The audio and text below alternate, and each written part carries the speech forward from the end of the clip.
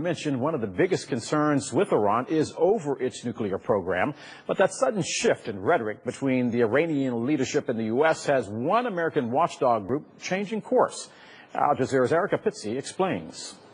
From billboards in Times Square to online ads, keep them from building a nuclear arsenal, to demonstrations united against nuclear Iran, a group founded 5 years ago by former U.S. ambassadors, and steadfastly devoted to their cause.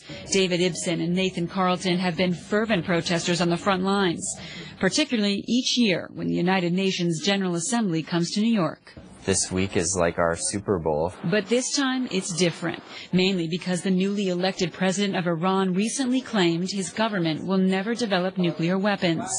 That single statement changes a lot for the group.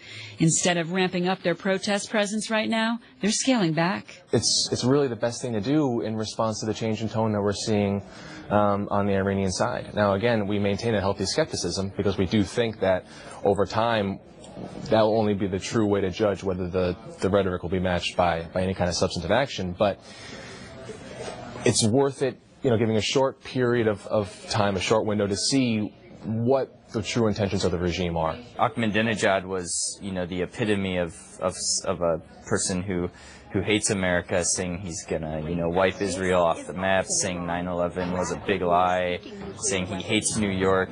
This new president, he doesn't say such incendiary things. At the same time, we know his background. He's been a part of the regime. Which is why the group still sent a letter to the one UN hotel that is hosting President Rouhani, urging it to deny accommodations to the Iranian delegation. So we thought that, as New Yorkers and as U.S. citizens, why should private hotels, private venues that are dependent on the money of Americans and New Yorkers be hosting this delegation that represents a regime that is pretty much the opposite of American values? Whether the Iranian leadership will back up its recent words with actions remains to be seen.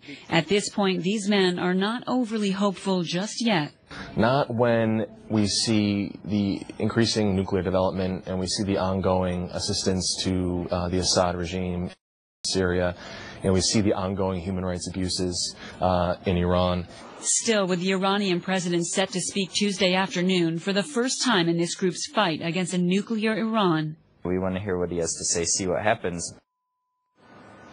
Not all protesters are going to wait and see what happens. There is a big demonstration planned for later this morning with some serious speakers lined up, including former U.S. Ambassador to the United Nations, John Bolton, and former Mayor of New York, Rudy Giuliani. Dal. Erica Pittsey, thank you very much. Changes in the air.